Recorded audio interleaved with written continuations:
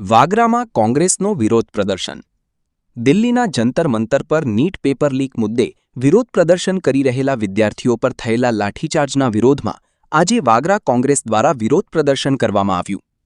તમને જણાવી દઈએ કે 20 જુલાઈના રોજ દિલ્હીના જંતર મંતર પર હજારો વિદ્યાર્થીઓ નીટ પેપર લીક મામલે કેન્દ્રીય શિક્ષણ મંત્રી ધર્મેન્દ્ર પ્રધાનના રાજીનામાની માંગ સાથે સંસદ ચલો માર્ચ માટે એકઠા થયા હતા.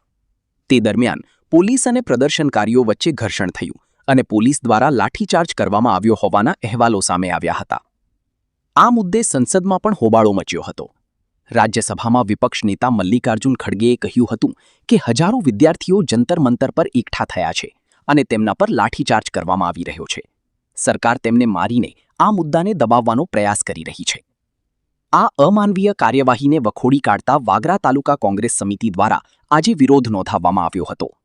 કોંગ્રેસના કાર્યકરોએ જણાવ્યું હતું કે દેશના ભવિષ્ય સમાન વિદ્યાર્થીઓ શાંતિપૂર્ણ રીતે ન્યાય માંગી રહ્યા છે, ત્યારે તેમના પર લાઠીઓ વરસાવવી એ લોકશાહી પર હુમલો છે. કેન્દ્ર સરકારે તાત્કાલિક પેપર લીક મામલે નિષ્પક્ષ તપાસ કરાવી અને દોષિતો સામે કડક કાર્યવાહી કરવી જોઈએ.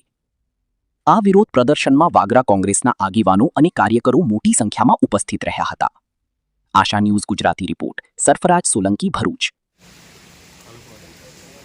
તારીખ 20ના રોજ દિલ્હી ખાતે જંતર મંતરના જગ્યાએ વિદ્યાર્થીઓએ પોતાની સાથે થયેલા જે અન્યાય હતો નીટ પેપરના લીક બાબતે, એના માટે પોતાના હક માટે જેને પોતાને લડત ઉપાડવા માટે જ્યારે જંતર મંતર ઉપર ભેગા થયા, ત્યારે આ સરકારે એટલો બધો અત્યાચાર ગુજાર્યો કે વિદ્યાર્થીઓને માથા ફાડી નાખ્યા, એટલા બધા માર્યા કે જ્યારે અંગ્રેજોએ જલિયાવાલા કાંડની અંદર જે હત્યાકાંડ કર્યો હતો એની યાદ આજે આ દિલ્હી સરકાર અપાવેલી છે. આ યુવાનોએ, આ વિદ્યાર્થીઓએ પોતાના હક માટેની જે લડાઈ હતી એ શાંતિપૂર્વક ગાંધી ચિંધ્યા માર્ગે એમને દિલ્હી જંતર મંતર ઉપર કરી, પરંતુ આ આંદોલનને વિખેરવા માટે આ સરકારે પોતાની સત્તાનો દુરુપયોગ કરીને એમના ઉપર દમન ગુજાર્યું, ના કરવાનું કર્યું અને આ વિદ્યાર્થીઓને પોતાનું આંદોલન વિખેરવા માટે ખરેખર આ લોકો ઉપર એટલો બધો અત્યાચાર ગુજાર્યો કે ખરેખર એ આપણા દેશ માટે એક શરમજનક વાત છે.